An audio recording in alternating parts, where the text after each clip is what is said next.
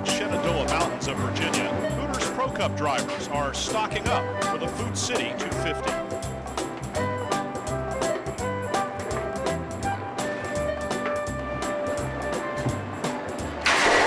Hey, watch out, rookie. You're the one that can't drive.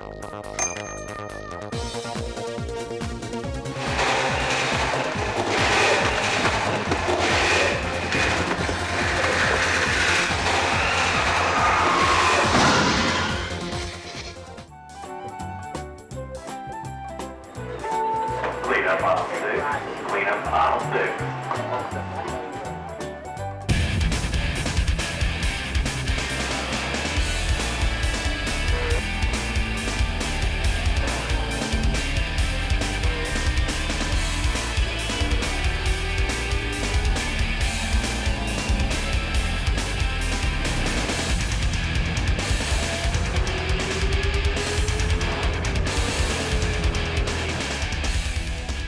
United Speed Alliance Racing for the year 2000, the Hooters Pro Cup Series.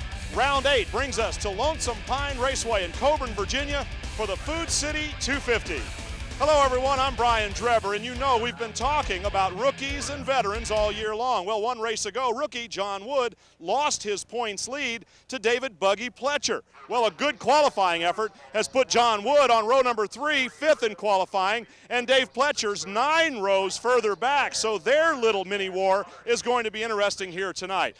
Veterans, well, when you talk about veterans, you have to talk about Bobby Gill, the defending series champion, who 1 year ago brought a brand new race car here to Lonesome Pine, won with that car. Bobby, you went on to win 4 more after that and the championship. This place has been pretty good to you. Yeah, it has. You know, we got a new car this year. We had some motor problems, but we won 3 races, and the car's pretty good today, so hopefully we could take off 2 of them here. Well, you already have 3 wins this season, but 3 DNFs. What have you done to try to turn that around? That's not the kind of consistency that wins championships. No, the one motor we got, something in the valve train or something's been acting up, and we think we got it fixed, but we got our old motor in from last year, and it's been running pretty good. Bobby Gill starting from the outside of row number 3, but now let's go a little bit further up the starting grid. Here's Stephen Cox. Well, it was a very, very small adjustment. It didn't take much to put Clayton Rogers on the outside of row number 1. The front right tire needed to be reduced in circumference by maybe ½ an inch. That's all they did. It changed the wedge setup on the car. It was essentially the same as if they had taken wedge out of the rear end. And you know what? It was enough. Clayton's way, way up front, and he's running an old car to do it because he wrecked the last one so bad at Montgomery just a couple of weeks ago. Now, this guy is really excited. In fact, he's brought out the war paint again. Bill Plemons Jr., how do you get so quick on a racetrack that you have so little time on? You've only been here once. My crew put this car together and gave it to me. Dale Burn Shocks, Lofton Chassis. Those guys work real hard in the shop, and they gave me an awesome car, and all I did was just get out here and drive it. I like these corners. I like tight corners. I like to get on in the corners, get on the brakes, get off and roll, and we got after it. We just went ahead and silicone the brakes and went on. I'm into the war paint. I really am. Oh, well, I mean, it's for the kids. It's for fun. I enjoy it. You know, I'm out here having a good time. Bill Plemons, your discount auto parts pole sitter for round 8 of the Hooters Pro Cup Series. My partner Bill Venturini is alongside now, and of course Stephen Cox will maintain his position down on the grid and on pit road as the race gets going here. But let's take a look at the top 10 in points. Gosselin leads, hasn't won a race. Marty Lindley's won a race, and his second. Bobby Gill's won 3 races, and his 4th, Bill. Yeah, winning isn't everything. It's consistency that wins championships. And only 40 points separate 6th from 10th. Yeah, so the it is still tight. 6th through 10th is really tight right now, and you've got 3 rookies in the top 10 right now. Our weather brought to you by Renegade Race Trailers. Here's the weatherman, Bill Venturini. And you couldn't ask for more perfect weather. 90 degrees, sunshiny. Look at these beautiful rolling hills here. What a beautiful place this is. The drive-in, absolutely fantastic. This part of the world is indeed God's little haven. But we are going to make some racket here in the quiet and peaceful Shenandoah Mountains in just a few moments. The USAR Hooters Pro Cup Series is brought to you by Hooters Restaurants. Hooters, delightfully tacky yet unrefined. And by Jackaroo Sausage. Jackaroo tastes so great they named a steakhouse after it. By Naturally Fresh Dressings. It's not just our name, it's our promise. And by Miller Lite, the great taste of a true Pilsner beer.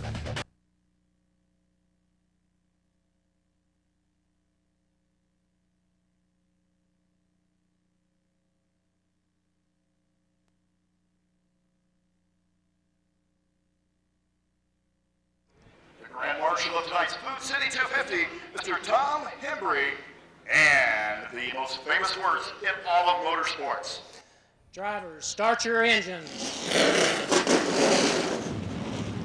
And with that, the cars roar to life and the drivers make their final preparations before rolling out prior to the starting flag here, the green flag. If those are the most famous words, the thing we all watch for is that green flag, Bill. Yeah, and those butterflies that you've had before the start of the race, they're gone right now. Very small oval here in the mountains at Coeburn, Virginia, but a very racy track, Bill. Yeah, if you notice, the picture even kind of shows it a little. The corners are pretty wide here. It should make for some good two-car racing in the corners, but you got to be careful here. It's a little deceiving. The back straightaway is a little narrower than the front straightaway, so when you come off at 2, you actually run out of a little racing. Let's go back downstairs. Stephen Cox with a quick one. Well, Brian, when they come down the front stretch, they can hardly see anything at all. The sun is right in their eyes. Now, a lot of racetracks are laid out north and southbound, but Lonesome Pine Raceway is laid out east and westbound. So when you come out of turn 2 and go down the backstretch, no problem. You can see all the way down the backstretch without any difficulty at all. The sun's at your back. It's almost like having your headlights on. But when you come out of turn 4 and you head down the front stretch, the sun is right in your eyes and the glare is absolutely atrocious. Now, what a lot of teams like Jay Fogelman's number 4 have done is taken duct tape and put across the windshield right at the driver's eye line. And it really doesn't leave a lot of room for the driver to see over the hood for, say, the first 20 or 30 minutes of the race. But if you take notice, you'll see that tape also has loose edges that have been doubled back, and it can be very quickly ripped off. So watch these crews at pit stops early in the evening. As soon as the sun sets behind turns 1 and 2, they're going to take that tape right back off. Yeah, but I also noticed, Brian, that there was one car that doesn't have tape on the windshield. Michael Laughlin Jr. That's because he's probably the tallest guy and he sits up high in the seat. Our Jacker Sauce's starting grid, Bill. Yeah, look at this. Bill Clemens Jr., my buddy, on the front row in the Hooters Ford Taurus. Next to him, Clayton Ryan. Mario Gosselin points leader on row number 2 with the big guy, Mike Laughlin Jr. in that number 7 car. And then we go back to row number 3 where we saw John Wood and we met Bobby Gill, 3-race winner this season, the PGT Industries number 5. Inside, row 4, Marty Lindley in Hallelujah Ford Taurus. Start next to him, Steve Christian in a Lucas Oil Products Chevrolet. We go back to row number 5 where we find Regan Smith, an outstanding rookie qualifying effort for the number 28 car, and Jeff Agnew, twice a track champion here at Coeburn, Virginia. This guy should be tough here tonight. Row 6 inside, Stacy Purrier in the Black's Tire Service Chevrolet. Next to him, Jay Fogelman. We're hoping, expecting a lot out of him tonight. A couple of good finishes in the Busch Series. We'll talk about that. Brian Vickers, rookie, the only rookie to win this year, and Darrell Hayes, another rookie, goes in the number 45 Chevrolet. That's row 7. Row 8 inside, Shane Huffman in the Johnsonville Bratwurst Ford. Next to him, Johnny Rumley, the Coors Light veteran here in the series. Row number 9 has Marty Ward in the Ward Motorsports entry out of Marietta, South Carolina. Mike Herman Jr. in the Today's Fireplaces number 34. His burned foot is getting a lot better now. We're happy to hear that. Inside row 10, Trent Owens, the 1-800 Petty Pontiac. And next to him, Tim Clayton in the Budweiser Chevrolet. Row number 11, Karen Schultz has been very successful here, missing a track championship by only a few points one year. And Tim Edwards goes in the number 12 car alongside her on row number 11. Row 12, our veteran Don Satterfield, Hawks Chevrolet. Next to him, David Buggy Pletcher. Pletcher back there, way back from John Wood, who he took the points lead from. Martin Nesbitt in the State Fairbrand Corn Dogs number 30 is inside on row number 13 with Ronnie Davidson in the number 6 car, and he'll go in the C&T Classic Chevy. Then it's John Curley, rookie driver in that Team Concept 2000 car, number 44. He's got a lot of laps at this racetrack. We'll talk more about him and the Yoo-Hoo Chocolate Drink car next alongside. Row 15 inside, Curtis Davis driving the Twister Karts Chevrolet. Next to him was Derek Kelly, the Discount Auto Chevrolet. And our provisional starters include Andy Thurman and Charlie Ford, both taking provisionals on points. Ford in a backup car that's owned by Don Sprouse. John Kinder goes in the 08, also a provisional with Jabe Jones in the Jackaroo 09. Rounding out our field of 34 cars. 5 didn't make the field. Don Sprouse, who didn't qualify, gave his car to Charlie Ford. Ford is 8th in points, needs to keep getting points, and there you can see some of the others that did not make the field here. And our in-car cameras will begin with Derek Kelly starting way back, who continues to struggle with that brand new race car. Harold Hopper and the guys in the Discount Auto Parts Chevy are struggling. Big Daddy's Barbecue Sauce, David Fletcher Back there said he grew up on a track. I'm very not too similar sure to about this. this transmission on start. When I try to mat it, going this speed right here, second seems to want to spot it pretty bad, but when I put it in first, it's way too low. Ryan Vickers talking about it in the Food City car. And Stephen Christian, the Lucas Oil Products Chevy, our fourth and final on board camera. Scott Fisk waving the green flag here, and that green, you know what that green flag means? That means go as fast as you can. All the other flags mean something else. And we are underway with the Food City 250. Bill Clemens struggling to hold the lead on the very first lap, and you know he's going to try as hard as he can to keep that first lap lead from the pole with Clayton Rogers giving him all he can handle on the outside. Clemens and Rogers. Clay Rogers, actually. Nah, that's Clayton. That's not Clay. That's Clayton Rogers. Says Clay on the roof of the car this week. He's Clayton Rogers to me. I don't want to hear that. You know, I've listened to that about my son, me being Bill and him Billy. That's Clayton.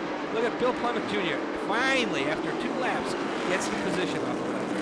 Mario Gosselin down on the low line inside, and you're on board with Brian Vickers in 13th spot here in the Food City car. You know, at the beginning of the race, we heard him talk about his transmission. I think what he was talking about was his gear ratio selection on the transmission. He didn't know how, second gear was going to be a tall enough gear to help pull him off the corner when we started the race. So it didn't seem to hurt him, so I don't think he has to worry about complaining about his gear selection. Clemens Jr. starting to edge a little bit of a lead away, and Derek Kelly is trying to work through traffic. This can't work on the car after qualifying thing.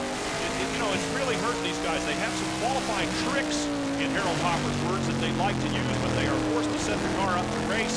So I guess they're hoping that Derek Kelly will be better in the race than he was in qualifying. You see these cars slipping and slide coming off the corner. You can almost see a little glare off the racetrack. It's a beautiful facility, but it looks like it's hard to get a hold of the racetrack right now. Oh, caution on lap number 6, the very first one. Marty Ward has taken his car around, and I think we saw a little bit of smoke out of the 6 car. Davidson. Yeah, those two things could be related. Yeah. Davidson was up into the wall over there on that. There you can see the glare of the sun that the drivers face when they come down the front stretch. See the smoke coming off the back of the car. I think he must have put a little oil or something. Buggy Fletcher and the Big Daddy's barbecue sauce. And there you can see Marty Ward goes around, takes the inside line and the inside wall. On board with Derek Kelly. And it looked like Davidson got loose first. Oh, actually, Marty Ward was in front of Marty Davidson, and he got down on the inside. Derek Kelly in the Discount Auto Parts Chevy circling the track. He's heading down onto pit road. And, of course, that's where Stephen Cox lives these minutes. Take a look down here at Derek Kelly's car. The way that hood is cranked up, he's going to have way too much downforce. A lot of damage on the front of this car, and you can see that Charles Hopper and the rest of the crew is working as quickly as they can just to make this into almost a modified and rip as much off as possible. Now, this car has been heavily modified. We'll talk about that as the night goes on, but you're looking no longer at a Laughlin car, but a Hutch car. They've really rebuilt that from the ground up. You see they wanted to get that car out without losing a lap, so they'll have to pit again because that hood's definitely in the way. Damage to the 08 of John Kinder as well. We'll be right back.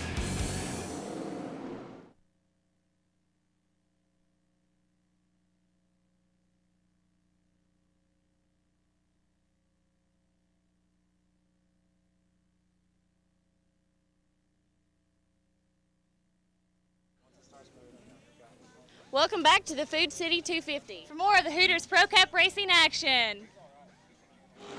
Thanks again, girls. Slow on the racetrack right now behind leader Bill Clemens Jr. and Clay Rogers in the number 2 car, the Fire Protection Services Ford. Ford's up front. And the 16 Chevy. Mario Gosselin running in 3rd spot right now in the grading Daddy Dodge Carter Grandel entry. And we go back to the green flag. There's a look at the Discount Auto Parts field summary, the top 10. Bobby Gill started 6th and is running 6th. Very few position changes up front so far, but there are some guys in the back of the field beginning to make their way forward. Look at John Wood and the number 116 GoRacing.com entry. We mentioned he was leading rookie for the whole season until a couple of DNFs hurt him. You see Bobby Gill was looking underneath him, but couldn't quite get enough traction coming off the corner. Got the car too loose, he had to back off. Kind of wait, let get a little more heat in the tires. Look, everybody's slipping and sliding, right? I was going to say off the center of the corner, but Bill Clemens was actually slipping a little down the back straight. I mean, the front straight. It's a very, in spite of the small size of this racetrack, it's a very racy track, and you can see a couple of different lines being used by the drivers, including Brian Vickers.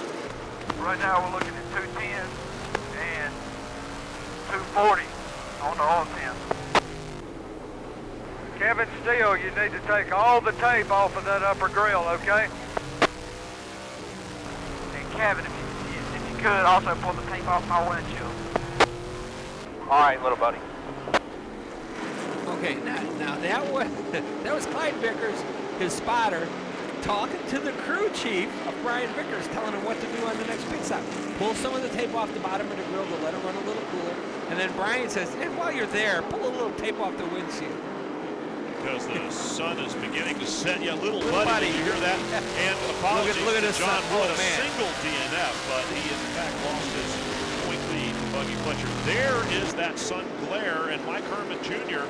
going very slowly down onto pit road under green, and we've already determined that that's never good. No, that's not the place you want to be on a racetrack. Mike Laughlin Jr. and Mike Herman Jr. going down onto pit road. Laughlin Jr. out on the racetrack, doing a good job. He's moved into third position now around Mario Gosselin. It seems to be opening up a little bit of a gap, trying to get up there and catch up to the two leaders, Bill Clemens Jr. and Clay Rogers. There's John Wood running in fifth spot where he started. And Marty Lindley down on the inside. A little bit of racing going on there along with Stephen Christian. Marty Lindley, driver of the 01 car, the Alleluia Drinkard Litho Ford, winner of 2 races this season. And a very fine performance all year long.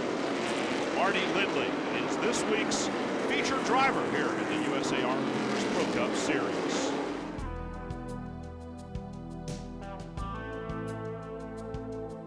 My dad raced all my life, and you know, he was a pretty famous racer, and he ran the NASCAR Late Model Sportsman Series, which is known as the Busch Grand National Series. I traveled a lot with him, and he ended up winning the championship a couple years in that, and went on to run the Slam Jim All Pro Series. That's where his career ended, unfortunately. When my dad had his accident, I actually stayed with the Allison family. They was a big help during that part of the time. It really taught me a lot about racing and just about growing up. I started racing go-karts when I was about 13 years old, and I raced go-karts until I was about 15 or 16. And my first car race was in 1993 at Anderson Speedway in a Pinto.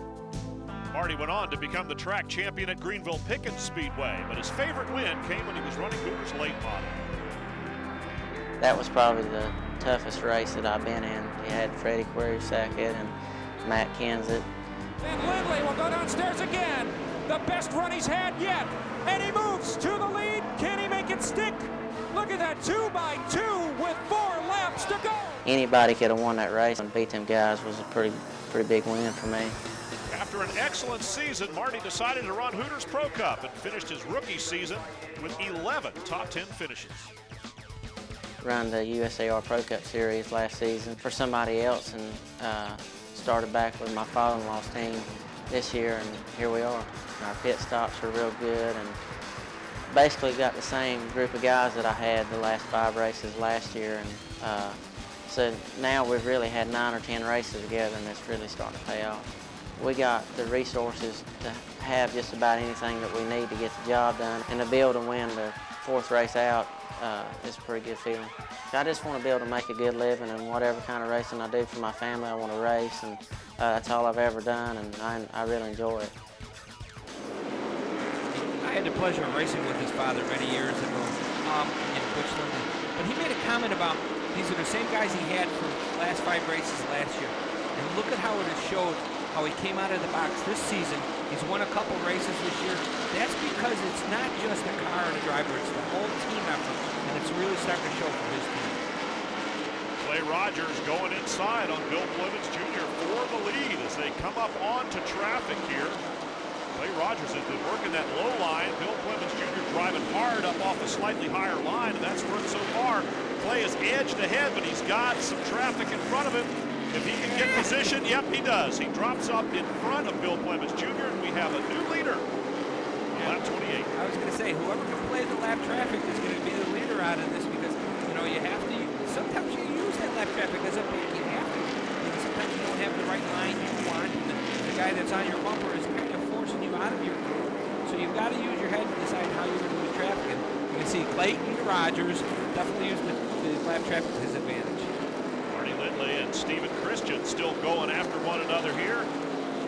Hammer and tongs, and Lindley down on the inside. And there is another example of this multi-groove racetrack that's only 3/8 of a mile around. Fairly narrow down the backstretch. A little bit of contact. And these two guys are trying to put what, 20 feet of car into a 15-foot spot. Jeff Agnew in the number 73 car there behind. Twin City Motor Exchange. We've got a problem. Gabe Jones in the 09. Steam coming out of the car. He's around on the racetrack. There's fluid down. And Jabe Jones, actually that was an incident that involved Andy Thurman. Thurman was down on an inside line there. Let's take another look at it. You can't tell, he's already spun here. But you can see Thurman's car down low. Down low on the inside. Just out of the corner of my eye, I caught that, and Thurman really tried to take a low line going down into the corner. Jabe Jones was turning in, and that's how it happened. We'll be right back here to Lonesome Pine.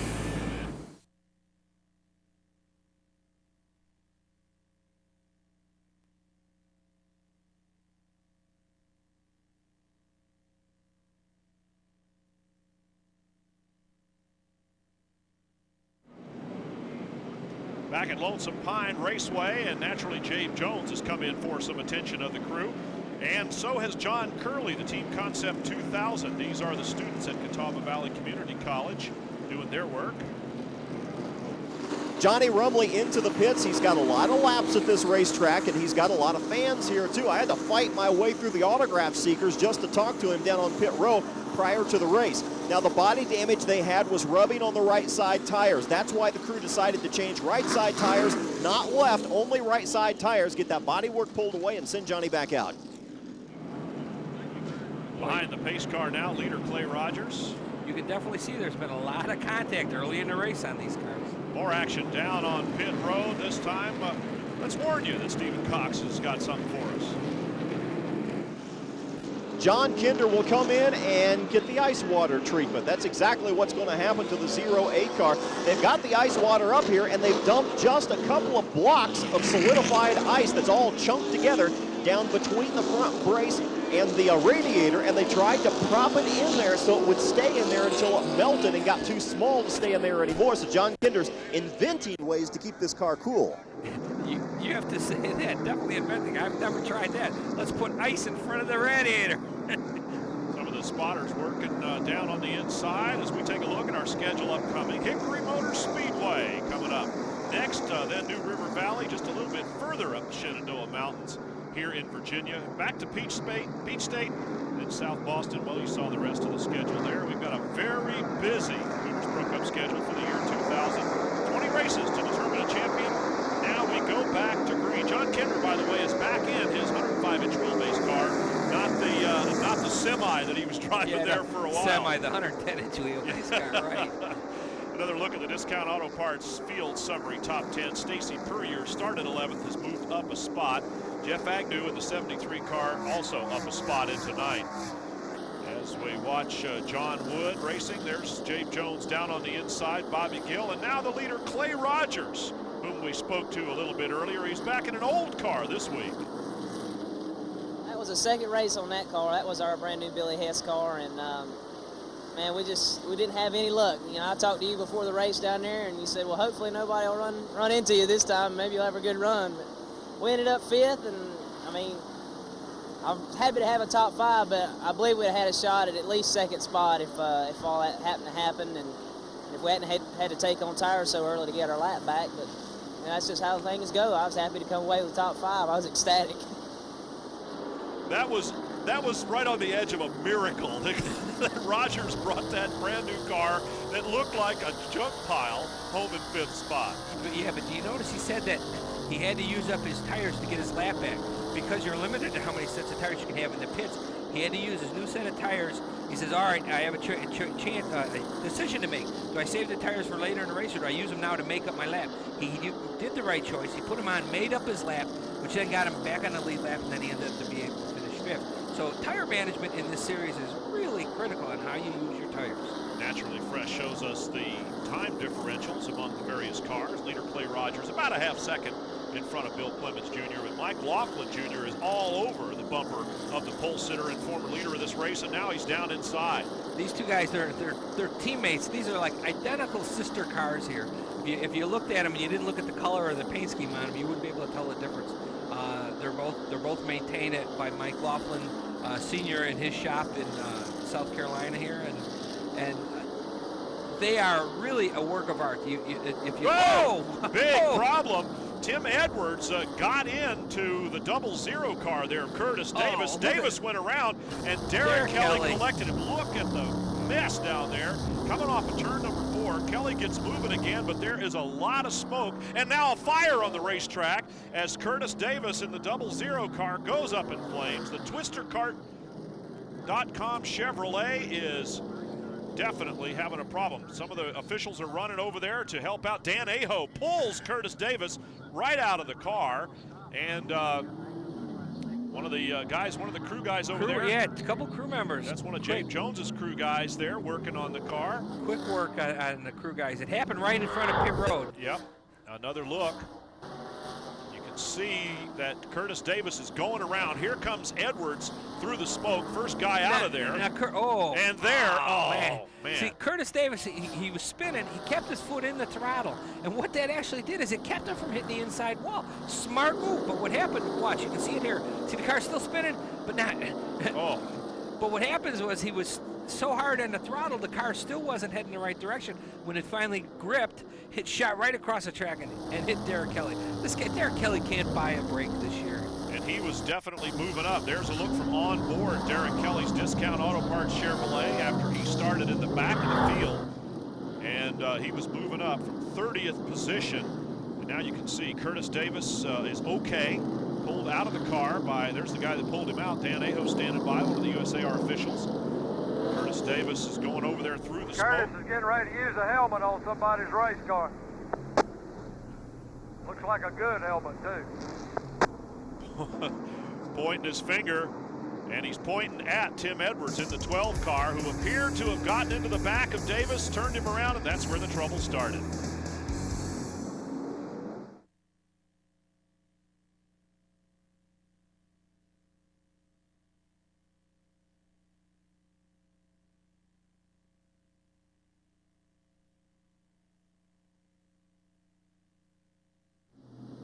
Red flag here at Lonesome Pine Raceway, Bill. Yeah, you know, sometimes the red flag is good for the driver, sometimes it's not. You know, you've got your adrenaline flowing.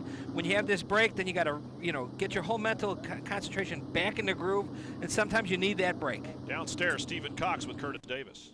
Well, first of all, that looked pretty nasty. Curtis, are you okay? Yes, sir. I'm fine. It's just one of those deals. 12 car got into me and got me loose and just kept on pushing me real hard. It's just one of those deals. I really hate it for all our guys. They work really hard day and night, and just one of those deals. It's the way it goes sometimes, but that's part of it. I feel like we had a car maybe capable of finishing in the top 10 tonight, but unfortunately we're knocked out pretty early. We're going to try to get it fixed and get back out there and collect some more points. Curtis Davis, a really very nice and talented young driver. Never has to use a provisional, always gets in the field. Said he had a top 10 car, maybe so. Stephen Cox now with Derek Kelly. Derek, they're checking out the race car. What's the problem? That monkey's still on the back of the Discount Auto Parts Competition Motorsports Monte Carlo. We come here with high expectations, run good here last year, qualified fourth, running fourth, and cooked the motor here. And I tell you what, we've done tore this race car all to pieces and hadn't made 15 laps.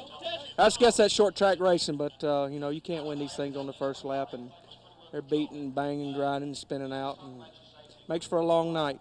And you guys just completely rebuilt this car and made a lot of changes to it as well and had some high hopes. Yeah, it looks like we get to do it again, so we'll be practicing that instead of what we should be, which is working on the chassis and doing some testing. It's very unfortunate. It's been a rough year, and it's been very frustrating, but I want to thank my sponsor, my friends, and my team for sticking behind me, and hopefully we'll get this thing turned around. Derek's made a couple comments. We have spent time fixing the car instead of working on chassis. And that monkey, I think it's King Kong. We'll be right back. We'll be right back for more of the Food City 250, right here on Speed Vision.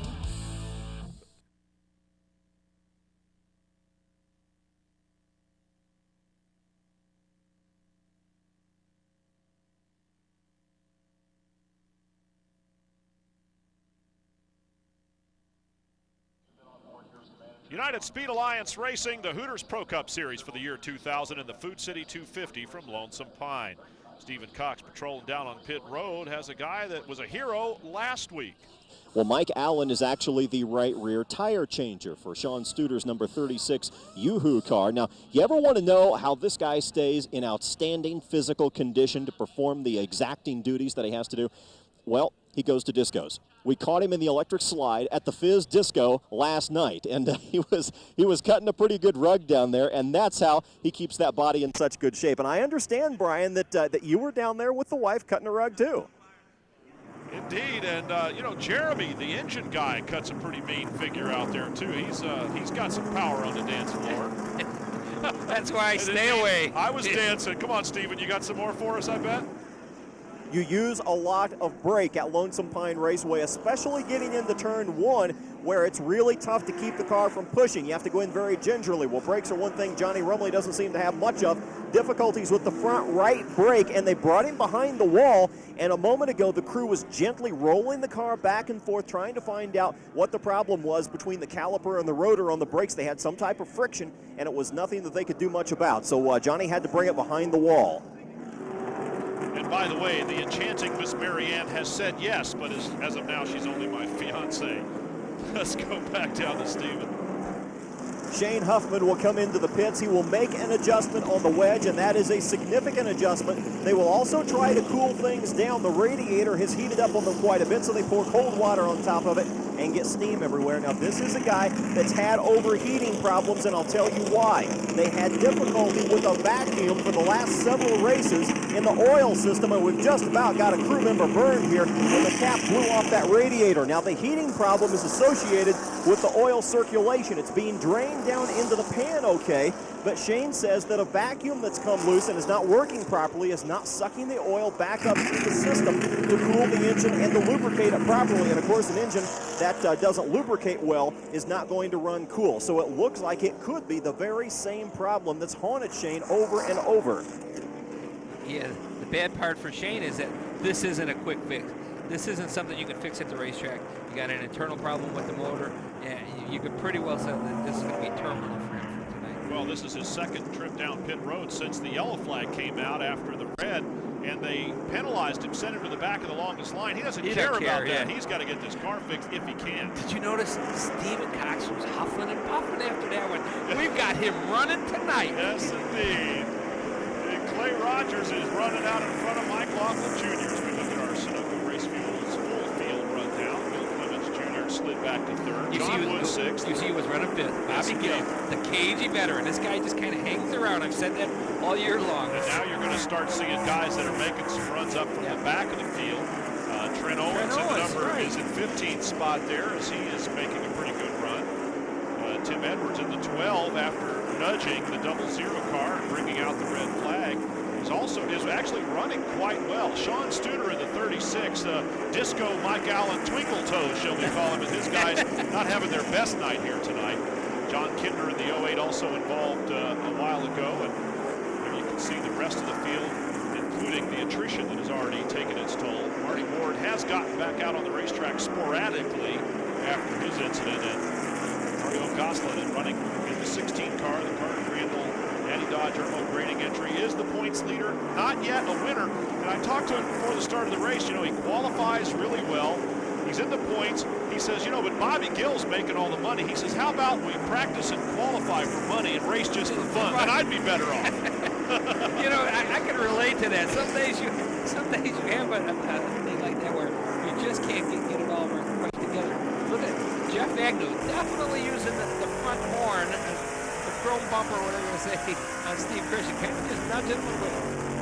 He held the track record here and won the track championship. Lonesome Pine twice. Look, did you see up in the right-hand corner of the mirror? You can see Jeff Agnew in his left rear quarter. Christian, there he is, and there's Agnew all over it. Yeah, but then you can also see Agnew got a little sideways and slipped. Yeah. But yeah, look right now, Jeff Agnew's looking on the inside. Oh, caution coming out on lap number 58. The 12 car involved again. Darrell Hayes. And the 45 is also around on the racetrack. Darrell Hayes, Tim Edwards, both involved. Over in turn number 4. Take a quick break from the action and come on back.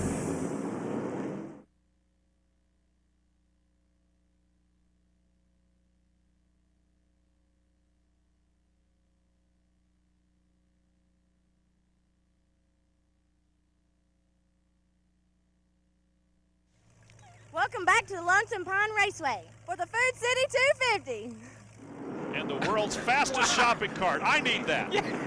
I need that. Yeah, I'd hate to have my wife do that, though. You know how big your grocery bill would be? Thurman and Vickers wouldn't have a chance if I had that cart. As we go back to the green flag here at Lonesome Pine Raceway, the leader is still Clay Rogers. Did he get a good jump on that start? McLaughlin Jr., though, has been inching his way to a position to challenge for the lead. That's where he is right now. He has passed several cars. Laughlin started in fourth spot. Now he's up to second, so he's made 2 passes. But passing Clay Rogers has been a problem so far. Laughlin's trying, though, and the 2 of them have edged away from everybody else. He goes down for a look on the low side, and Rogers hangs on. And the Fire Protection Services Ford, again, that's his dad's company and his only sponsor for most of his racing career. The other thing I noticed about this racetrack is that you can come off of 4, there's no guardrail, so you can kind of cheat the corner. And getting into 1, there's the guardrail doesn't start, so you can kind of cheat the corner getting in. Pair of Fords out in front right now. We mentioned the new rule. We talked to Mike Laughlin about it. Everybody whines horsepower, horsepower, horsepower. If you can't go in the corner and make your car turn, it don't matter if you got 600 horsepower or 530 horsepower. If you can't make that corner down here, get your car hooked up. That's where the difference is at. Yeah, but I got to tell you, to know that you have something under the throttle definitely still does help. I've never heard a race car driver or any kind of racer say I have too much horsepower. Too much horsepower. If you got too much horsepower, you don't say that. You just say the car's not working. Yeah, right. Get the car to hook up better. You'll never tell anyone I've got too much horsepower. Mike Laughlin Jr. alongside on Clay Rogers, but so far has not officially taken the lead as Rogers gets across the line. Now, Rogers was using the low line to get the lead. Now he's using a higher line to hold it. Like Clemens was, driving off the corner up high there and carrying more speed through the turn. He's carrying more speed. Plus, he's making the corner wider, which keeps the car a little tighter. It doesn't let the car break loose in the center of the corner because it doesn't have to turn the wheel so hard right in the center and turn the car loose. Mike Laughlin Jr. had a good run at it. Oh, no, not 3 wide. Not 3 wide. Yes, yeah. 3 wide on a 3/8-mile racetrack. Lonesome Pine lets you do that. Christian, product check, running in the 10th spot. I'll guarantee they were all holding their breath and tiptoeing into that corner. And Jeff Agnew, who, as we mentioned, twice a track champion and the track record holder, until Clay Rogers broke the record first, and then Bill Clemens bettered it a little bit later in qualifying to take the pole position.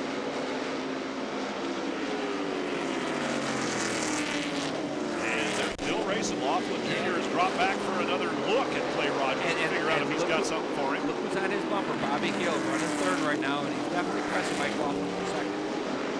I asked Bobby before the race, and before we spoke to him there prior to the start, if he had a good enough race car to win here tonight. He says, pretty good, but I don't know if we're good enough to win. I want you to notice something, the difference in the cars. Look at Bobby Gill's front grille.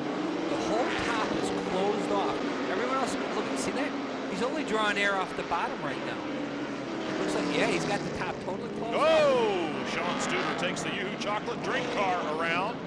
As we mentioned, they're having a little bit of a rough evening here tonight after Sean has been pretty good all season long in that 36 car. He takes it around for a spin. Not sure if he got any help, and that's pretty inconclusive. But he saved it. See, he was on the throttle too. That's a lot of times that's what a lot of this smoke is. It's because while they're spinning, they've got their foot in the gas, and it's just tire smoke. Karen Schultz out of the race, unfortunately, and with Steven. Karen, this is not a very nice welcome back to Hooters Pro Cup racing. What's the problem? I tell you, we're kind of disappointed. We were 4th quickest in practice today. This is a racetrack that we know how to get around. Qualifying, we didn't qualify quite as well as we wanted to, and we had a little bit of a problem, and I just couldn't quite figure it out. I was watching my gauges. I told the guys I thought it sounded a little bit like a miss, like there was a piece of trash in the carburetor, and we were just watching everything. But we weren't running good, and unfortunately, we started to smoke a little bit coming out of the exhaust pipe. All my gauges were good, but we figured we'd park it rather than blowing up the motor, do some homework, and come back again to victory. Well, at least she sounds better. She was pretty sick the last time we talked to her. Yeah, work down on pit road to Stephen Christian, and a problem there is Puryear's crew's got the car up, but they're having some difficulty getting the tire on, and you can see they're really struggling. Meanwhile, the pace car is on its way. And the crew on the 07 Santa Fe Logistics Budweiser Chevy of Tim Clayton is working hard too.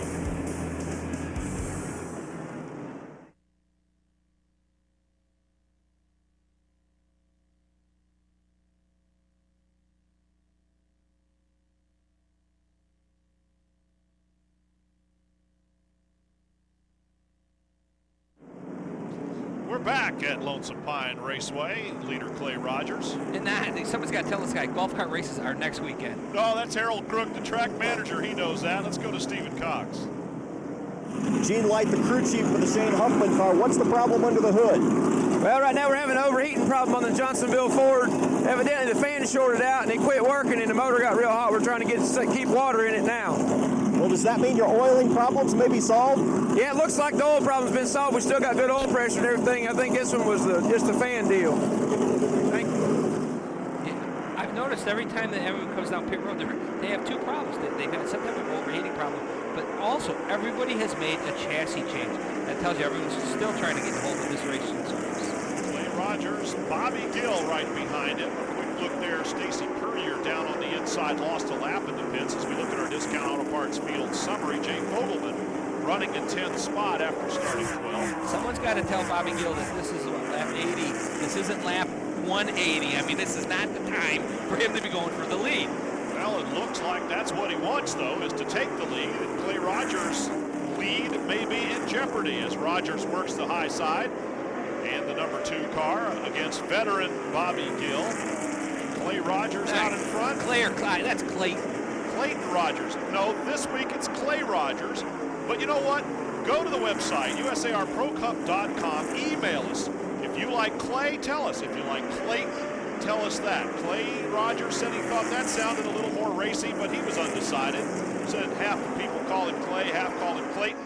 You at home, tell us what you like. Go to the website and send us an email. We'll give you the results of that next time on the air here. USARProCup.com on the World Wide Web. Bobby Gill's backed off a little bit. We saw Mike Laughlin Jr. challenge Clay Rogers or Clayton, whichever you prefer, for the lead and backed off. Now Bobby Gill has challenged him, and he's backed off too. This young rookie driver in that number 2 car is pretty tough. Yeah, I don't know if he's got enough. It's almost like he sees where they're challenging him. If they're going to go low, he kind of keeps his car just enough where they can't get underneath him. If they look high, he kind of lets the car drift up a little. He's driving a really smart race right now.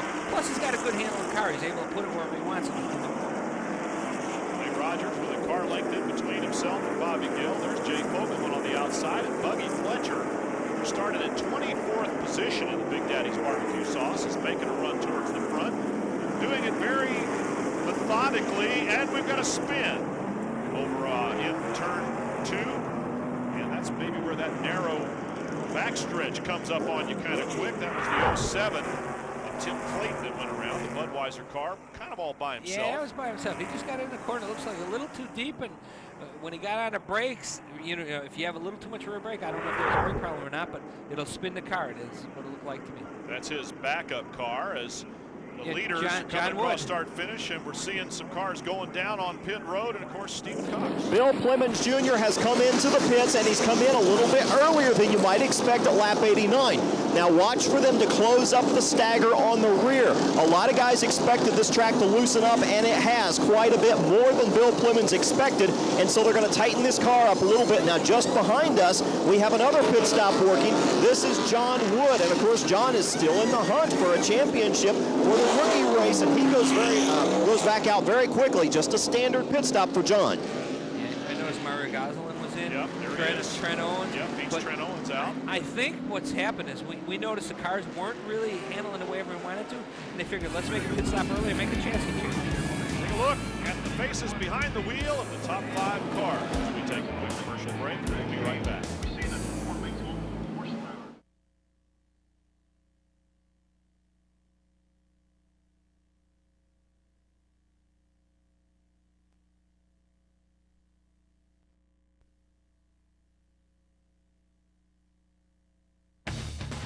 The USAR Hooters Pro Cup Series is brought to you by Hooters Restaurants.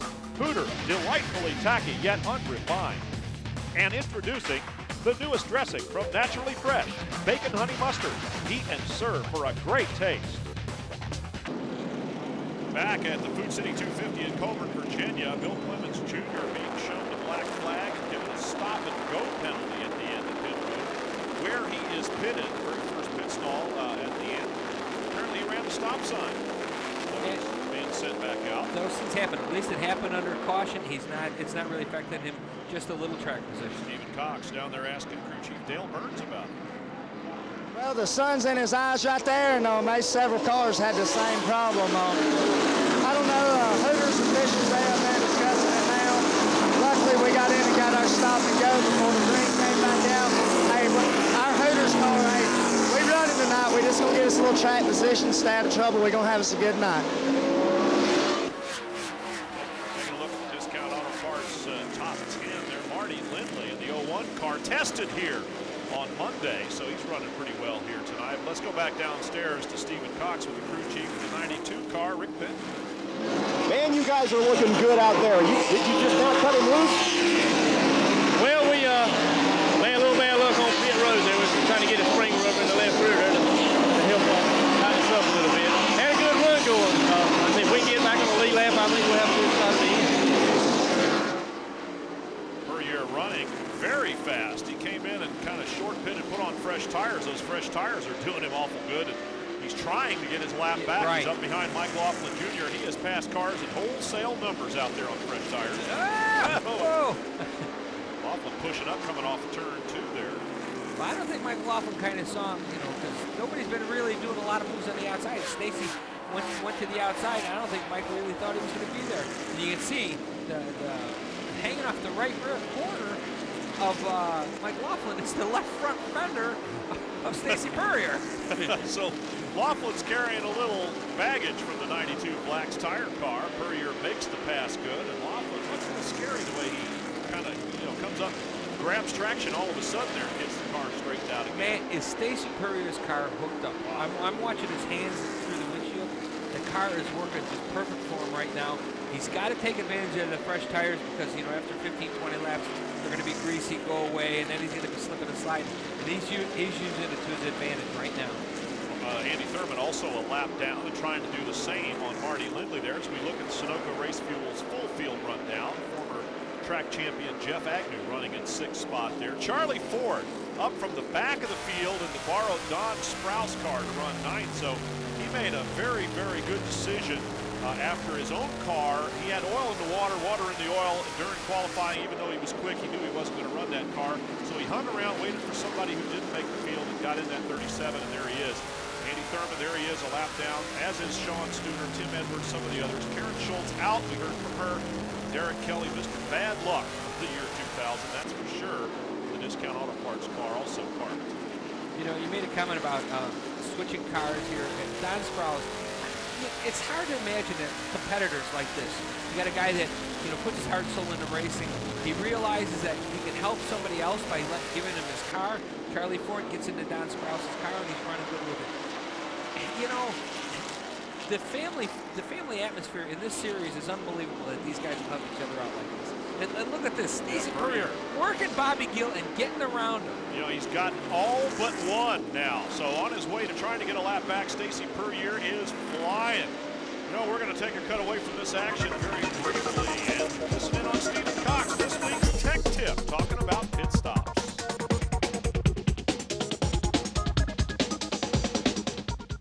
Well, I've driven race cars for 15 years, and I've never made a pit stop. And I thought, I wouldn't know how to. What's a driver do inside the cockpit if you're doing more than 50 laps like me?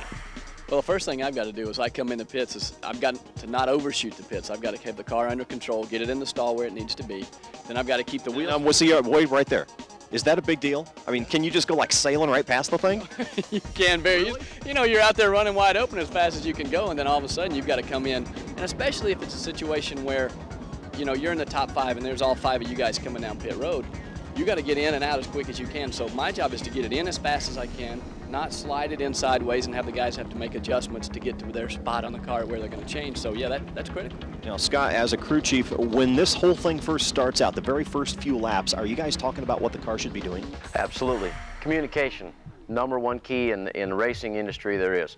If he can tell me what's going on that race car, we can make changes. He tells me what he's feeling. I got to make sure I'm seeing the same thing he's feeling. Then I can tell my guys, say, look, we're going to do this, this, and this.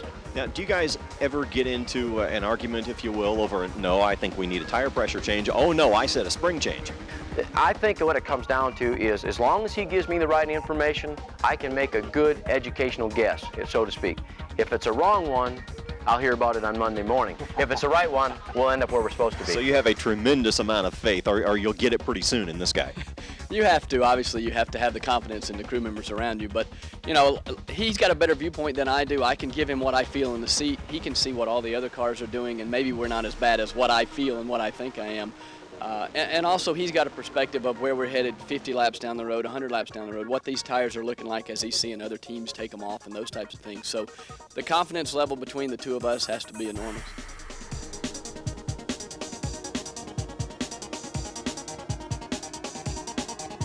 You know, Brian, there were two things I noticed about that tech tip. First of all, Scott Sutherland makes a comment, an educated guess. Nah, that's not a guess. He's got enough experience to know what he's talking about. The other thing is, remind me never to pit for Stephen Coxon. He doesn't know how to stop and he's going to overshoot a quits. I do not want to be changing the tire for him. Sean Studer coming in the Yoo-Hoo chocolate drink car. A little tire smoke coming off the back, and problems continue for 36 as Clay Rogers fights off Stacy Puryear's effort to get his lap back. Bobby Gill is just kind of playing follow the leader right now, wondering what Puryear might do. And everybody else is lined up behind, but Clay Rogers seems to be pretty determined to go on and take the halfway leader prize, which is coming up. He was so bummed because he said when he got 5th last time, he was trying so hard to catch Brian Vickers and get the Rookie of the Race award. Apparently every dollar means a lot to this team, running essentially without sponsorship. Talking about Clay Rogers and the Fire Protection Services #2. Again, that's his dad's company.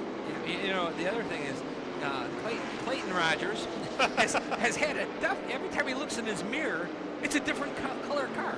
First it's, you know, the black car from Bobby Gill, then it's the blue and yellow car from Michael Laughlin Jr. It was Bill Clemens Jr. in the Hooters car, and now it's Stacy Puryear. This guy's going, what the heck is going on behind me? John Kinder and Marty Lindley getting together just a little bit, but no harm, no foul, and they keep going. Yeah, now we're looking at the Discount Auto Parts field summary. Running in 5th, Marty Lindley. Tested here on Monday, we mentioned, having a good run so far tonight. Jeff Agnew, you got to feel like he's poised and waiting. The 2-time track champion, Gosselin, who came in and pitted, is up to 7th.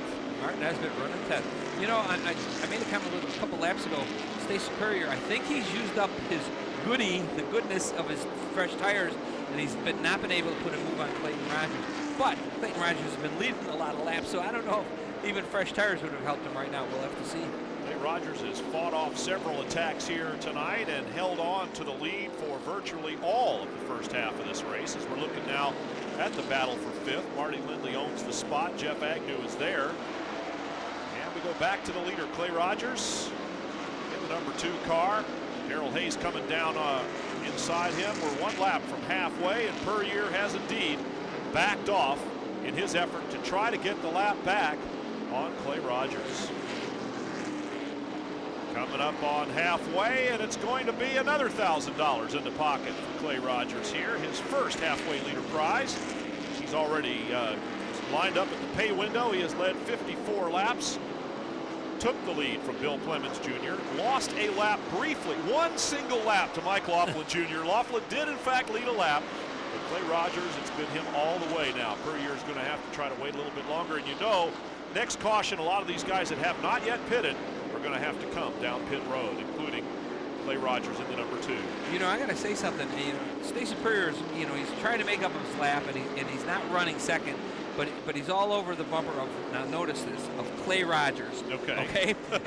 But he's the first Chevy to actually challenge the Fast 5 cars up front. All day long it's been those 4 Tauruses, and Stacy Puryear's finally got a Chevy running up front there with the Taurus.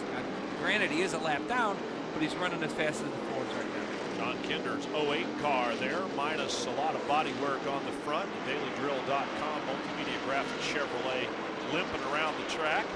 The guys are still working on Curtis Davis's 00 car down on pit road, and they have got a very big job ahead of them. Let's take a look now as we are past halfway at the Lucas Oil Products halfway recap. Bring you up to speed here if you're just joining us on what has happened so far in the Food City 250. At the very start of the race, pole sitter Bill Clemens Jr. jumped out and held on to the lead for the first 27 laps of the contest. Getting into traffic, Clay Rogers got around and took the lead, held it all the way to halfway except for one lap in which Mike Laughlin Jr. nosed across the line first. On lap 45, the 12 car of Edwards got into the double zero of Curtis Davis and collected the 21 Discount Auto Parts Chevy of Derek Kelly. Fire on the racetrack, a red flag situation, but when we went green again, it was all Clay Rogers to the halfway mark, collecting the $1,000 Lucas Oil Products prize. And now, with his fingers crossed on the steering wheel, no doubt, looking for a caution so he can come in and get some fresh tires, along with a lot of other drivers.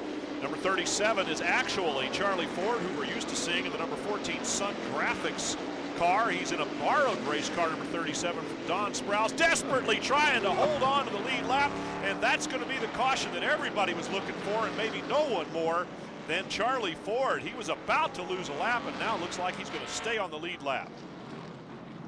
And it's the 07 car that's around on the racetrack, and a tough and long night for Tim Clayton so far. Let's go downstairs to Stephen Cox. Your leader, Clayton Rogers, into the pits, and boy, has this guy run well. I asked the crew moments ago, any changes to the race car, and they said, are you kidding? This thing's running great. No changes whatsoever, and a one-stop strategy for Clayton. Now, just behind Clayton, we've got the 7 car of Mike Laughlin Jr., and he does need to make some changes. He's run very well tonight, but the car is a little bit loose. They're going to tighten it up with the stagger change, maybe a turn or two on the wedge wrench, and that's about it. Mike Laughlin still has a good race car, but they'll just make some minor changes before sending him back out. Well, the crew continues to work on Mike Laughlin Jr.'s car. A lot of action on pit road, not all of it good. Jay Fogelman's high-tech fabrication guys going under the hood. Yeah, this guy's been struggling all year. Got to get those good brakes.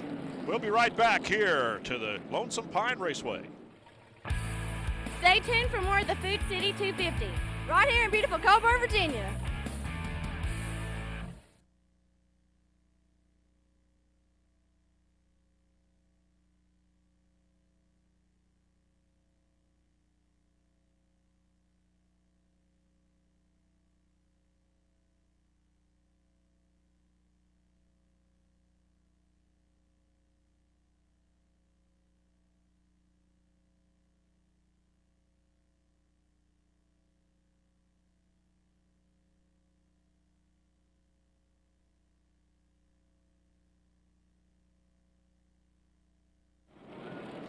United Speed Alliance Racing and the Hooters Pro Cup Series for the year 2000. Round 8, the Food City 250 in Coeburn, Virginia at the Lonesome Pine Raceway.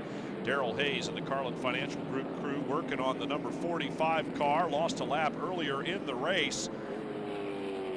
And once again, let's go downstairs to Stephen Cox on pit road. Now here's a guy that knows how to get around this racetrack. Jeff Agnew has asked for one turn and only one turn of wedge to be taken out of the left rear. So he's making a very minor adjustment to get into the corners in 1 and 3. Otherwise, it's 2 tires and Jeff's ready to go. You know, Brian, that's the first guy that's made a chassis change to actually loosen the car up tonight. He took a little wedge out of it. Everyone else has been chasing a loose car. Buggy Pletcher at the head of pit road, pit in. He changed 2 tires and goes back out. Marty Ward, heavily damaged, returns to action. And the Hooters girls are working hard here tonight, all from Johnson City, Tennessee, where there's a Hooters restaurant located.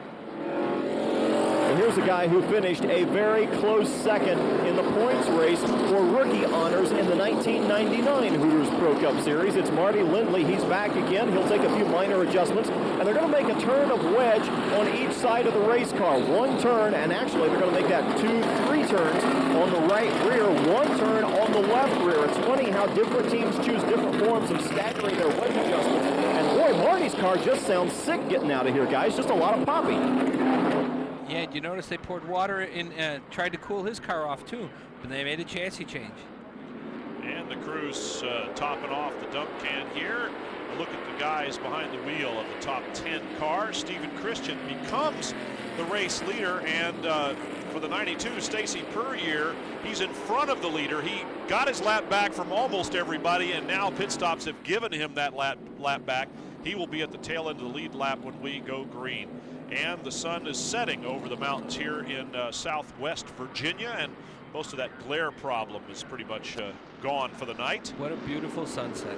And look at the 0-0 of Curtis Davis, the Twister Karts car. Yeah, he's back on the racetrack. Unbelievably is back out. After the wreck and the fire, and they've got the car back on the racetrack. You know, bows, deep bows at the waist to the entire crew on that car for the work that they have done to get Curtis Davis out there after that horrific accident in the home stretch where he was clipped by Derek Kelly after going around.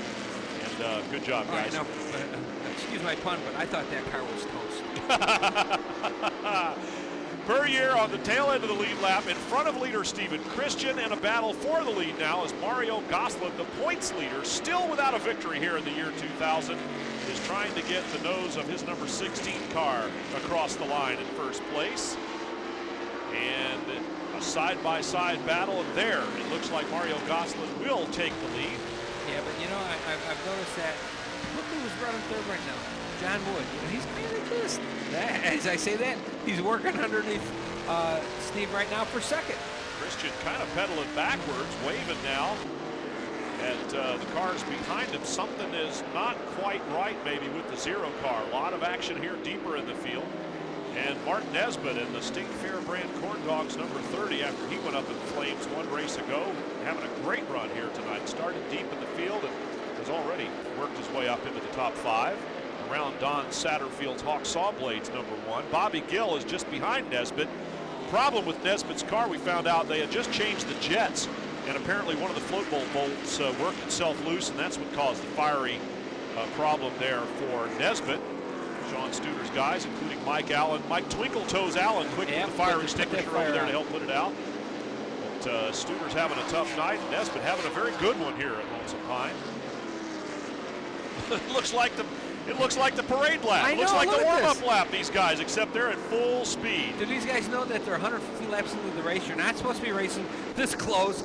2 cars, you know, 2-3 wide in the corners. Look at this. This is making for great racing right now. Good look at the top 10. The Sunoco Race Fuels full field rundown now. Jeff Agnew, 11th. Buggy Pletcher up from the back of the field to 12th after the round of pit stops. Tim Edwards still running well in the number 12 car with Tim Clayton, who's had, I think, 3 spins by our count here tonight. Something really having a problem in that backup car for Clayton and the rest of the field, as you can see. You know, Jay Fogelman problem. You guys have me in the booth here because I'm supposed to be the experienced driver here and the color commentator. You put me in these shots here with these in-car cameras, and all of a sudden I can feel my heart starting to get excited. I see things happening through the windshield, and what are these guys doing? You're not supposed to be doing this. You know, I'm on the brake pedal. I'm starting to turn the steering wheel here. I guess I still have that. I still have that urge here. It's an experience, folks. Sharing a booth with Bill Venturini. There you go, Bill. Okay, what did you just do to Jeff Agnew? Yeah, well, it was kind of a little, you got to embrace a little hard car push. Yeah, let's use him as a little retaining wall here. Yeah, Bill Venturini's got a litany of excuses that all lead down to one of them racing deals, quote unquote. As Mario Gosselin is the leader. We had a special treat for race fans at the local Food City here in Coeburn. 7 cars and 6 drivers showed up for some fun. Food City's been involved in racing for several years now, both on larger levels like the NASCAR Winston Cup level, right down to our local late model tracks. But one area we've really found a niche with is the USAR Hooters Pro Cup Series. We've been with them now for 4 consecutive years, and we like to be able to add a little something special to our racing involvement, such as the event we have going on here tonight. We call it the Rev It Up Party, and it's to kind of get the fans ready, and I guess the drivers and the teams ready also for the big Food City 250. Food City also did a special 1-race deal with the only rookie winner for the season, Brian Vickers. It's a really nice place. We're really happy to have him on board. You know, that is just one of those 1-race deal for right now. You know, they was looking for a car to sponsor. We was looking for a sponsor. Some nice people over there. They really are. They got a nice grocery store. I like the little kid behind the steering wheel. There's where the future is. Yep. Oh, 45 car going around on the racetrack and bringing out a caution here. Lap number 160 as Darrell Hayes in the Carlin Financial Chevy trying to get going again. Look at it. He had a little help here. Definitely. Definitely had a little nudge from the inside there. That looked like Buggy Pletcher. Yep, that was you. Okay, then. Here you go again. Oh, man, first it was Agnew. Now you're running into now, what do you mean Darrell me? Hayes. Well, you said, oh, that's right. You're not actually driving. He just acts like it when he's sitting here next to me. And Darrell Hayes gets the car going again. The leader is Mario Gosselin here in Coeburn, Virginia.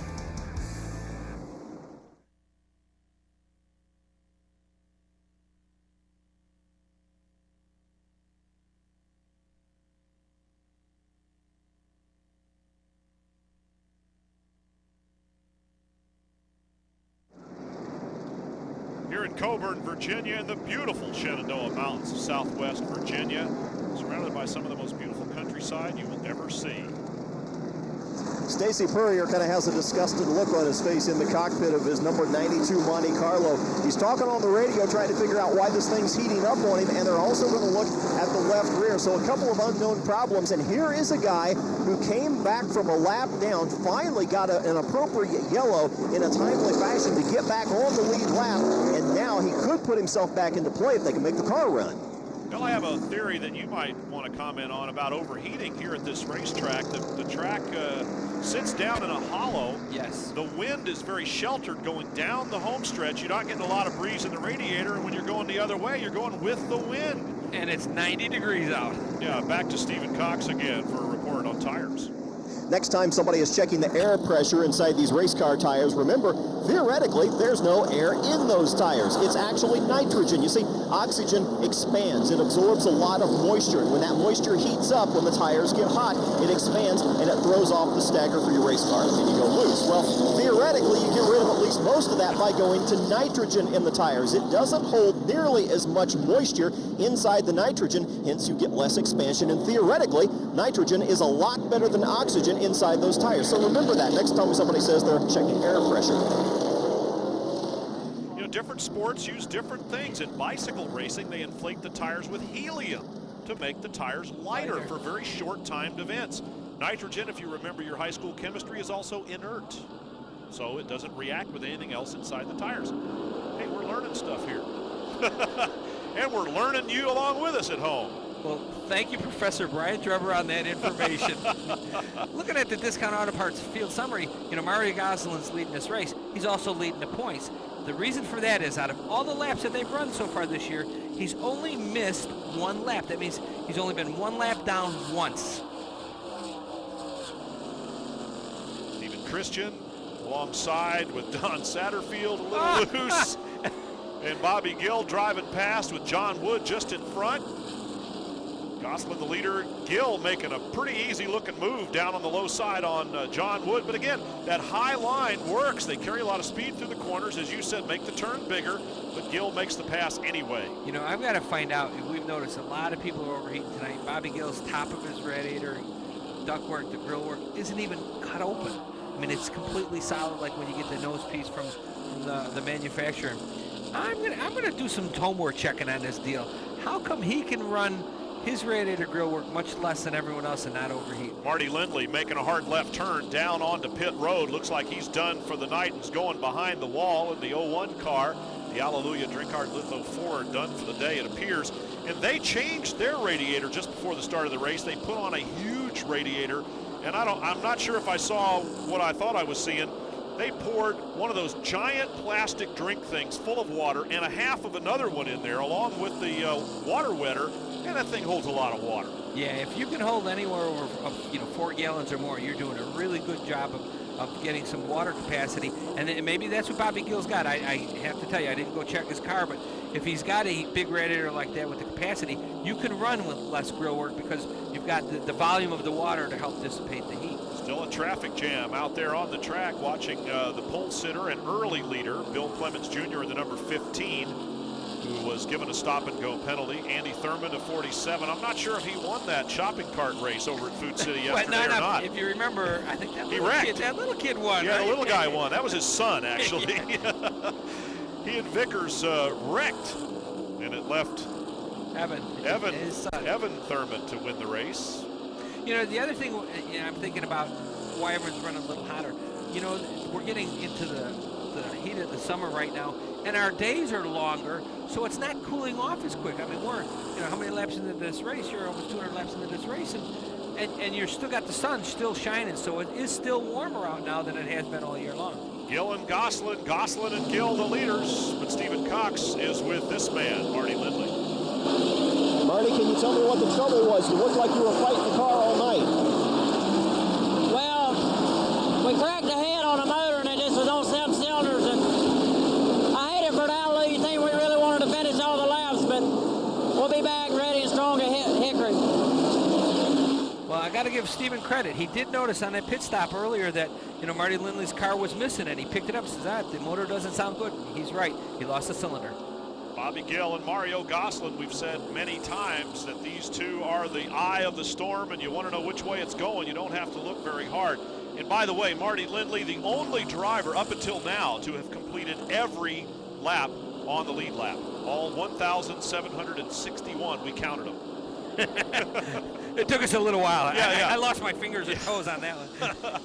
Gluing up the lug nuts. Maybe they think another pit stop is coming up here. I don't know. We're getting pretty close to the end of the race. And here's a look at all the handsome guys behind the wheel.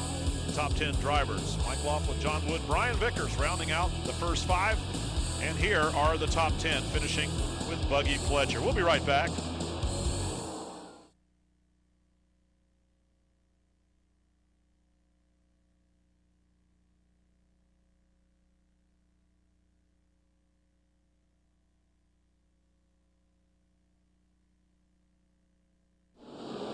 Still racing here at Lonesome Pine Raceway in Coeburn, Virginia, the Food City 250. John Wood of the GoRacing.com entry, running at 4th spot of the number 116 car there. A lot of rookies piled up into the top 10 right now, including Buggy Fletcher, who's all the way up to 8th. Look at Clay Rogers get sideways in the middle of the corner. Just behind Brian Vickers, and again, we said last time out, Clay Rogers, having finished 5th in that heavily damaged car, all he wanted to do was be the first rookie to get the $1,000, and the guy in front of him was Brian Vickers. So here it is again. Just in front of Vickers is number 47, Naturally Fresh car of Andy Thurman, winner of the first race of the 2000 season. Jeff Agnew running kind of by himself on the racetrack right now. A couple of spots ahead of Stephen Christian, who's in 9th. There's the Big Daddy's barbecue sauce car of David Fletcher. Fletcher started way back deep in the field, 24th. Actually further back than that, because he had talked about the car being tight, and you're not supposed to work on the car after qualifying. If you do, you go to the back of the field, and that's exactly what Fletcher did. He actually started, I think, Andy Thurman around on the racetrack. Jeff Agnew was in the neighborhood, shall we say, when that happened. And now Thurman, who got into Jabe Jones earlier in the race, is apparently been nudged around on the track. Bill Clemens was hard on the brakes with that one. It happened right in front of him. Yep, Jeff Agnew, there he is on the inside. Looked like Agnew was actually starting to spin himself and just got in the side of Andy Thurman. Bounced off of Thurman and kept himself straightened out. Thurman went around on the track, and the right front does not look good. Here's a look from on board with Dave Fletcher. What'd you see there, Bill? Actually, honestly, a racing accident. I think just, two guys getting in the corner, just got a little sideways. Nothing intentional, definitely. All together now from the Richard Petty book. Quote, one of them, racing deals. We'll be back to the hills of Southwest Virginia in a minute.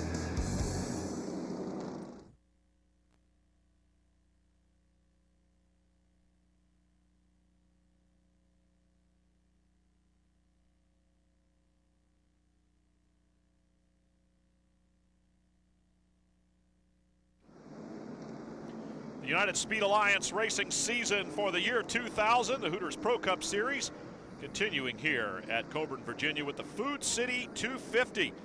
Very entertaining race so far, and we are under caution now as Stephen Christian heads for some attention by the Lucas Oil Products crew, and Stephen Cox is standing by. Stephen?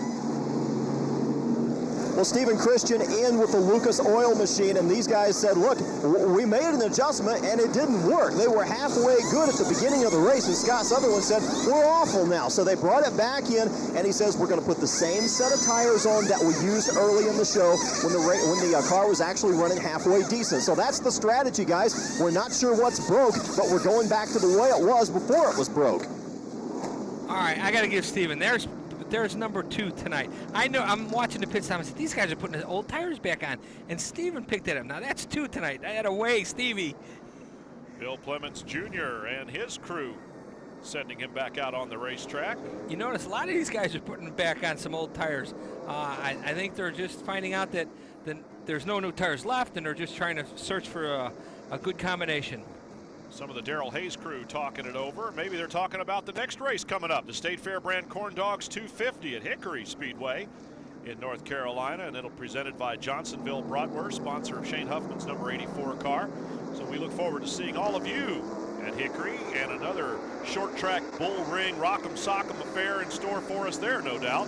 And that was close to my house. That's right. You've got fond memories of this place, don't you, Bill? Yeah. I gotta tell you, I raced here many years ago. Probably it was 82 or 83. And we're racing, it's very similar, you know, it was getting dusk. As a matter of fact, it was a little later in the night like this. And we're like halfway through the race, and I think I'm running second or third, and the lights go out on the racetrack. They lost power for the whole area. And here we are, you know, full field racing, full throttle. All of a sudden, all the lights go out. We're in pitch darkness. It was a good thing that everyone in the infield turned on their headlights, and we all slowed down and nobody wrecked them. It was an experience. Jeff Agnew with the number 73 car, 5 top 10 finishes recently. The one thing that we probably need is someone that is maybe a little more knowledgeable in the field of geometry and spindles and things of that nature.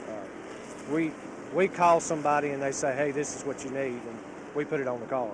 You know, so you really can't do that. You've got to try to do trial and error things and such like that, but a lot of times you can get in trouble like we did the first year. We was trying to do some things different than what we was used to, and it showed. But you know, we got back together and got all the basics back together. Now we just got to sort of tweak on it a little. You know, he made a little comment about, you know, the spindles and the geometry and having somebody that knows what they're doing.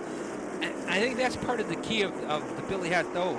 Clayton Rogers again on his fourth time.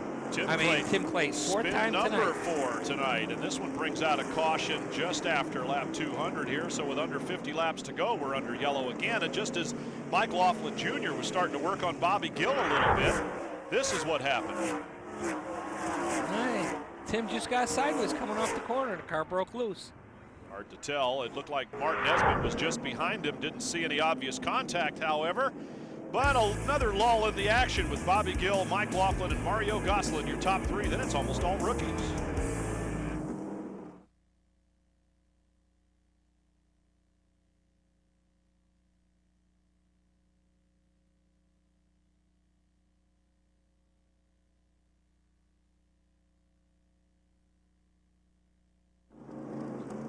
Smoke off the right front of Bill Clements Jr.'s car. Something has gone desperately amiss under the hood there, and Stephen Cox sure is busy here tonight. Stephen? All right, Jeff, we'll just hang out there and let's see what happens. We got 45 to go. If it's on the side of the tire, we should be all right. Well, it sounds like you've decided not to come in. Give me the story on that right front tire. We got into the 47 car when he slowed down in front of us. Just caved the right front fender in a little bit. We think it's just right, but on the outside a little bit. Should be all right. That's on the Jeff Agnew number 73. We're back as the crew goes under the hood on Bill Clements Jr.'s car, and Stephen Cox is caught up there at the head of pit road this time. Stephen? Well, they did find the problems on the number 15 Ford Taurus, and it resides in the oil lines, not in the heating system or the braking system. They've busted an oil line. They have a lot of oil. You can see it inside the right front tire, and it's smoking. It could cause a fire, but the bigger problem is they're simply losing oil pressure. Now, Dale Burns, just a moment ago, hollered at one of his other crew members and pointed to one of the fittings and said, hey, guys, can we bypass this? He's thinking about bypassing a leaky fitting altogether or try to replace it to get Bill back out. But the trouble is, he's already lost more than one lap, even under yellow, and he's starting to climb out of the car now. Yeah, you could see on the underside of the hood there was all kinds of oil. You could definitely tell he had a big oil leak. Look at the leaderboard, and it is Bobby Gill's number 5 that's leading, and Bill Clements Jr. has climbed out of the car, is climbing out of the car into Stephen Cox's waiting arms. Well, Bill, you have been robbed of another good finish. It looked really good tonight. What cost you? I think the oil line come loose on the engine. Throwing oil out on the tires, just making us loose, and we was in danger of some other cars, so we just come in, parked it. Couldn't fix it. Boy, you were running very well early in the evening. Yeah, the car felt good early in the evening, and I think this thing just kept festering itself to finally it just developed an oil leak. Got on the tires and that's it. We'll try again next time. More paint a little smudged, and Bill Clemens Jr. always willing to get back out there as the Team Concept 2000 guys 10 to the 44 car.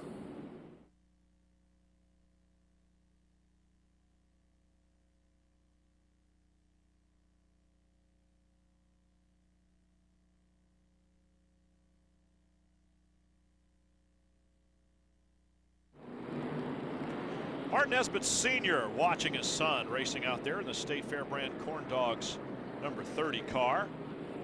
Still on the lead lap. In fact, last car on the lead lap of a dozen that remained there. 23 cars still racing. Over half of them are still on the lead lap. All of them behind Bobby Gill and Mike Laughlin Jr. as we take a look at our Discount Auto Parts field summary, noting where these guys started. Brian Vickers 13th up to 5th. And how about 32nd up to 9th for Charlie Ford. Don Sprouse's number 37 car. Some damaged race cars. Notice Curtis Davis out there in the 00 with about a half a race car, but it's still running. We already gave a hats off to the crew on the twistercards.com entry for getting him out there on the racetrack after that fiery crash early in the contest. Tim Edwards in the number 12 down inside. John Kinder's 08 minus some body work on the front and the back. There he is. Fender's flapping, but he's still racing. Good run going right now for Brian Vickers in the CV Products 2 Quick Shock Food City Chevrolet. He's running good again. He's got another top 5 running right now. 4 rookies running in the top 10, and they have all found one another. Brian Vickers is the first of them. Clay Rogers is just behind. Then Jeff Agnew, then Buggy Pletcher is there. Actually, John Wood is one spot further forward. Right, so John Wood's in front of him. 4 rookies in the top 10, and they are all right together, separated only by Jeff Agnew. And that's how they're going right now. Mario Gosselin is just in 3rd spot. Mike Laughlin Jr. 2nd, and the leader is Bobby Gill. We're on board now with David Pletcher in the Big Daddy's Barbecue Sauce number 51, who started way back in the field. I'm surprised how clean his windshield is. Some of these guys, you looked out the windows, you could hardly see anything. Buggy Pletcher's windshield is really clean. I wonder if he used the tear off earlier tonight and pulled it off. See, look at the comparison between his and Steve Christian's window. Christian in the Lucas Oil number 0. Having a pretty good run here. Also on the lead lap. He's 1 spot in front of Mark Nesbitt. Tail end of the lead lap. Look at that group of cars right in front of him. Watching that whole bunch just in front of him there. And they're almost trying to run 3 wide again in the corner. Late in the race on old tires, and they're still going after it. There's Charlie Ford in the 37. We're used to seeing him, as we mentioned, in the orange 14. His Sun Graphics car went sour in practice. He was in the top 5 in practice times, and came in. They noticed they went to put more water in the radiator and noticed that they had oil in the water and water in the oil, and they just said, look, we don't want to know what it is, but we know we can't run this car. So they went shopping for somebody else's race car, and Don Sprouse came to the rescue. 25 laps to go before we're done with this one. You know, speaking of Don Sprouse, I went and tested at Greenville Pickens earlier this summer, and they have all the champions' names on the walls over there. And Marty Ward, Marty Lindley, Don Sprouse. I mean, unbelievable the history of Greenville Pickens and how many Hooters Pro Cup drivers have won at Greenville Pickens. That gives you, I didn't even realize it. I didn't realize that all of these guys had been champions over at Greenville Pickens. What a history that track has. And we will be there a little bit later on this season as we watch Stacy Puryear, the number 92 car, got his lap back earlier, still on the lead lap and running fairly well. He had high hopes for a good run. Marty Ward damaged in the very first incident on the racetrack. His name was on the wall too over there, yeah, Marty Ward. Yeah, you mentioned that. Discount Auto Parts field summary, top 10 ends with Stacy Puryear. Charlie Ford, who we spoke of, and David Buggy Pletcher's right there. Jeff Agnew, you know, trying to find that one little missing component. 5 top 10 finishes out of the 7 races held so far. After a couple of bad outings, he's kind of coming back pretty strong. You know, and he made a comment earlier. Oh, he's got a little smoke. That's that little smoke they coming out. talked Yeah, about. fender up. But he had mentioned they needed somebody with geometry stuff. I think, you know, when you get a good chassis builder like Mike Laughlin or Billy Hess, that kind of is a good answer to your problems also. Bobby Gill is your leader. Mike Laughlin second, and Mario Goslin. The veterans are the top three. Then it's Wood and Vickers, Rogers and Fletcher behind them.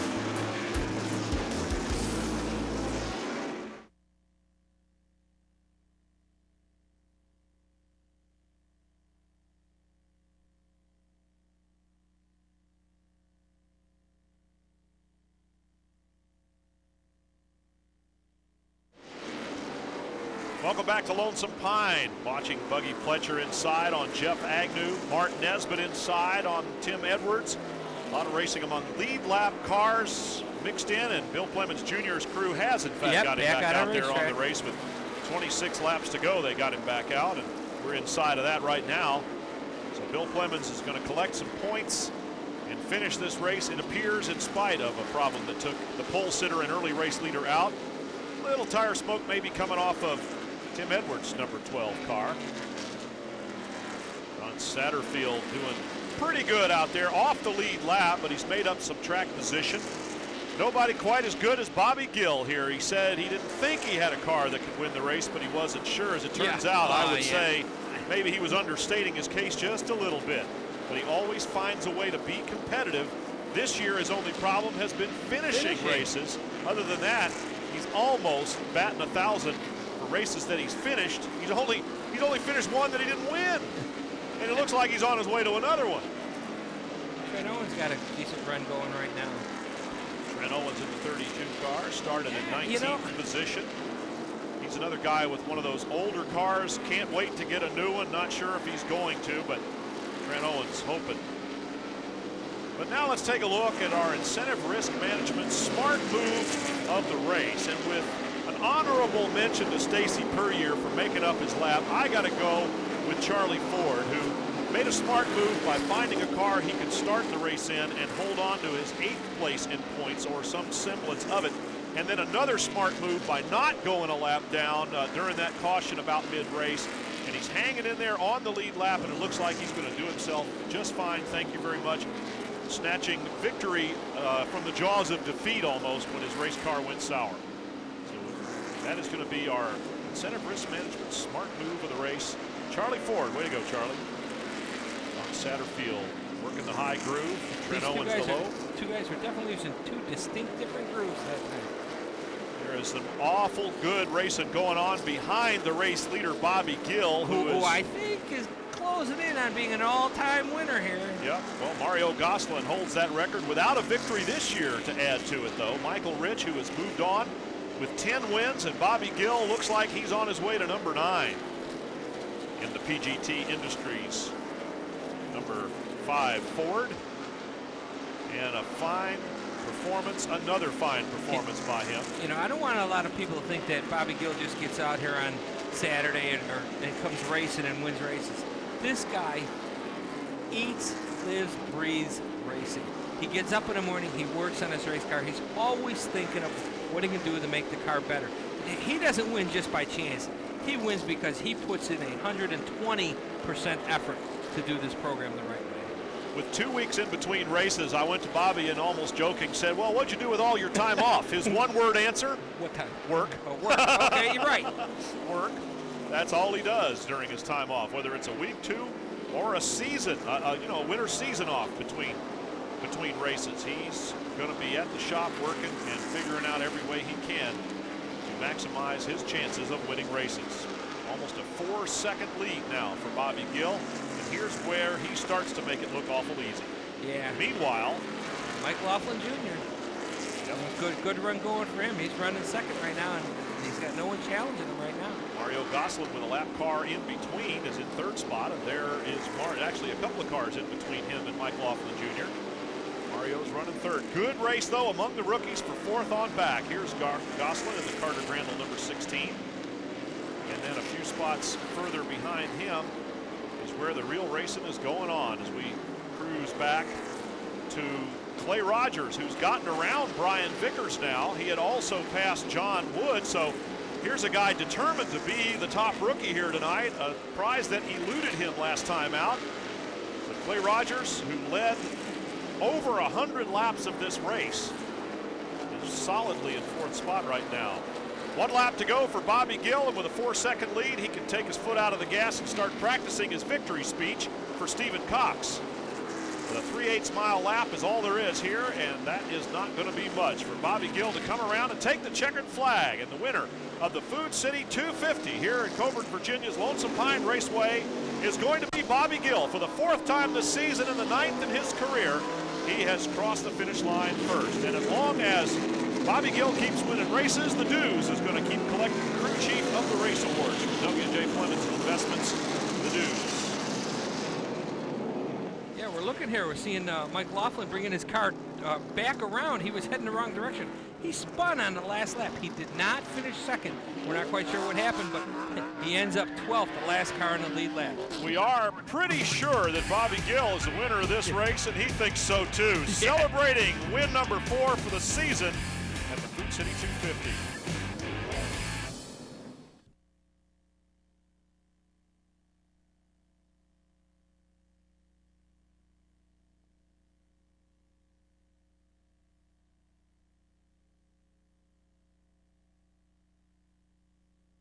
The USAR Hooters Pro Cup Series is brought to you by Hooters Restaurants. Hooters, delightfully tacky yet unrefined. And by Jackaroo Sausage. Jackaroo tastes so great they named a steakhouse after it. By Naturally Fresh Dressings. It's not just our name, it's our promise. And by Miller Lite, the great taste of a true Pilsner beer. No, this is not a rerun. This is Bobby Gill winning again. And of course, Stephen Cox is right there.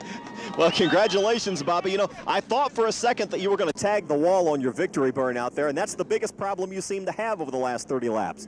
Yeah, I finally got that thing down packed after all these wins, but hey, I got to thank PGT, Automotive Special, Billy Hess, Carrera Shocks, X1R, the crew, my wife.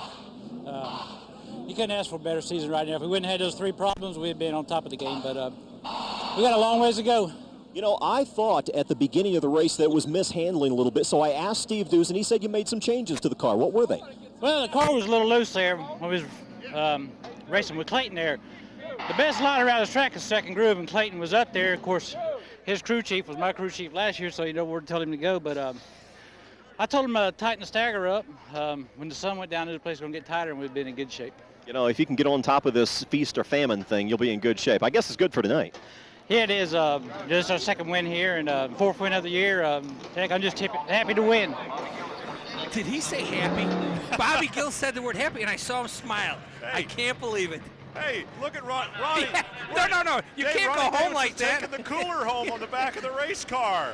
As we take a look at the official race results from the Food City 250, yes, Bobby Gill has collected the 4th win of the season, and Mario Gosselin comes home without a win again. Jeff Agnew finishes 6th, mixed in among all the rookies.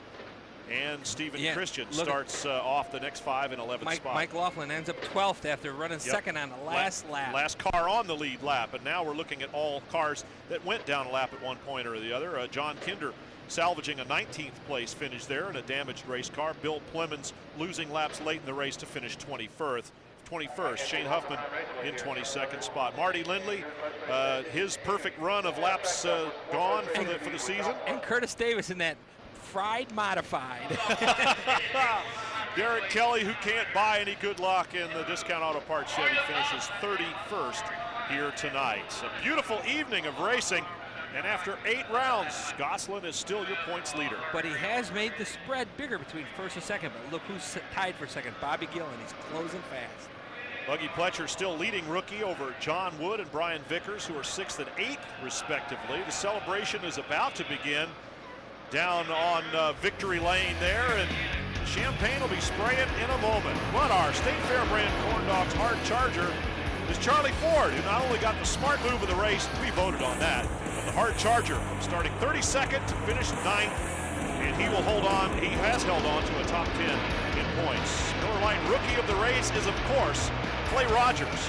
Started 2nd, finished 3rd. That's not all that impressive, but the way he did it, fighting off Mike Laughlin Jr., Bobby Gill, and others for the lead as long as he did. Our next TV date here on Speed Vision is the State Fair brand Corn Dogs 250 from Hickory.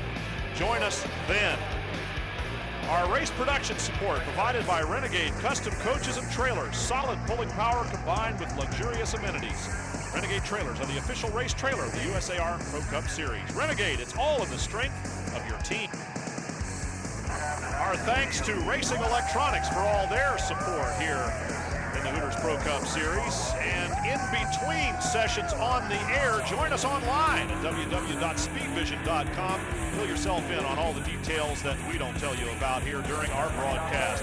Our congratulations to Bobby Gill, 1, 2, 3, 4 indeed. And my thanks to Stephen Cox and Bill Venturini. I'm Brian Trevor. So long, everybody.